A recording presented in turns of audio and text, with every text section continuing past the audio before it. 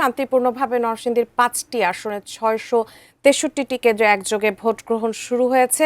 ব্যালটে vote চলবে বিকেল ৪টা ৩০ পর্যন্ত। এ বিষয়ে বিস্তারিত জানাতে Narsingdi NKM high school and homes কেন্দ্র থেকে সরাসরি যুক্ত হচ্ছেন প্রতিনিধি সোহাগ মিয়া।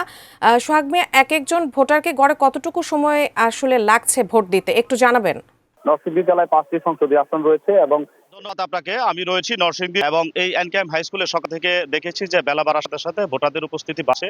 নরসিংদী জেলায় 5টি সংসদীয় আসন রয়েছে এবং এই 5টি সংসদীয় আসনে ৬৬৩টি কেন্দ্র রয়েছে, যার মধ্যে ৩৯৩টি কেন্দ্র ঝুঁকিপূর্ণ রয়েছে। যদিও এখনো পর্যন্ত কোনো অপ্রীতিকর ঘটনা বা এই ধরনের কোনো কিছু খবর আমাদের হাতে নেই। আর নরসিংদী এই 5টি সংসদীয় আসনে একযোগে সকাল 7:30 থেকে ভোট গ্রহণ কার্যক্রম চলছে। কি বুঝলেন ভাই?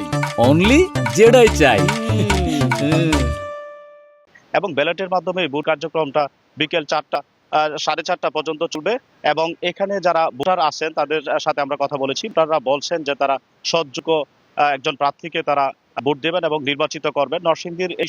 নরসিংদী জেলার 5টি সংসদীয় আসনে মোট ভোটার রয়েছে 19,71,327 জন, যার মধ্যে পুরুষ ভোটার রয়েছে 10,03,000 জন এবং নারী ভোটার রয়েছে 9,70,987 জন। আর এখানে আইন শৃঙ্খলা পরিস্থিতি স্বাভাবিক রাখার জন্য এখানে বাংলাদেশ সেনাবাহিনীর পাশাপাশি 15 থেকে 20 প্লাটুন বিজিবি রয়েছে। এছাড়া 3,500-এর বেশি পুলিশ সদস্য রয়েছে। পাশাপাশি এখানে আনসার সদস্য রয়েছে। এছাড়াও এখানে মোবাইল কোর্ট পরিচালনা করার জন্য 40 জন নির্বাহী ম্যাজিস্ট্রেট এবং 10 জন জুডিশিয়াল ম্যাজিস্ট্রেট রয়েছেন। এই ছিল নরসিংদী থেকে আমার কাছে ভোটের মাঠে সবশেষ খবর।